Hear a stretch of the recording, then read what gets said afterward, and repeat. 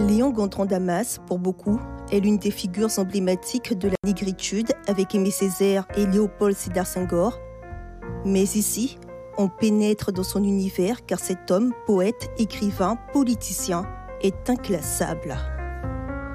Je pense que chez Damas, il y a cette volonté-là, je l'ai dit, de parler au monde, mais de rappeler l'origine, l'ancestralité, le début des choses, la terre guyanaise, l'Afrique mère, rappeler la place de la culture noire, trop souvent mise au second rang, alors qu'elle a vocation à dire l'humanité, cette culture noire justement.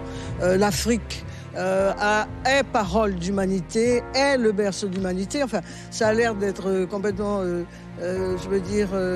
exagéré de le répéter, mais bon, nous sommes dans un combat.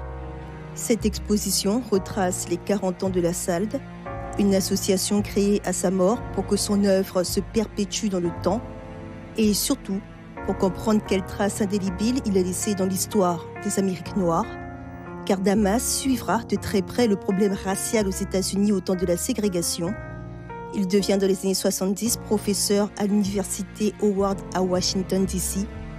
Dans son livre d'or, on retrouve les dédicaces d'hommes illustres qui ont croisé sa route, Sterling Brown, Berthe Juminer, Aimé Césaire et tant d'autres.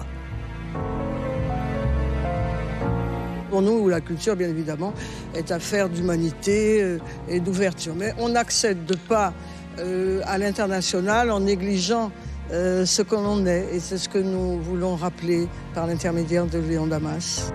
Un Guyanais qui a su abolir les frontières, réveiller la flamme des révoltés de l'injustice sur Terre. Ok a été traduit en japonais. Anne-Marie Rézère, spécialiste de Damas, a été inspirée par lui, comme beaucoup d'autres qui ont su puiser dans l'œuvre de Damas l'universalité de l'humanité.